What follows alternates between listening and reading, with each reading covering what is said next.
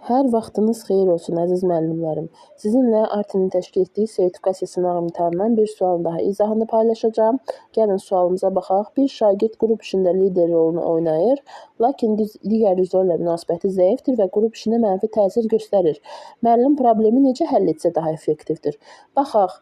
Lideri dərhal dəyişib müzakirəni dayandırmaq. Bu təbii ki, səhv yanaşmadır. Müasir təhsil kurikulumunda problem yaranan kimi prosesi tamamilə dayandırmaq və yaxud şagirdi cəzalandırar kimi dərhal daxil olmaq düzgün deyil.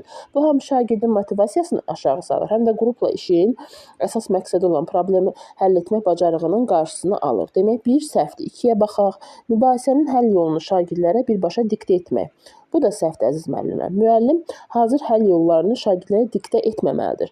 Kurikulumun prinsipinə görə müəllim fasilitator, yəni istiqamət verici olmalıdır. Bu da səhvdir. 3-ə baxaq. Yönəldici suallarla şagirdin əməkdaşlıq davranışı inkişaf etdirmək. Bəli, bu tamamilə fasilitasiya qaydalarına uyğundur. Müəllim şagirdə birbaşa təzyiq göstərmir, əksinə yönəldici rol oynayır. Bu düzgündür.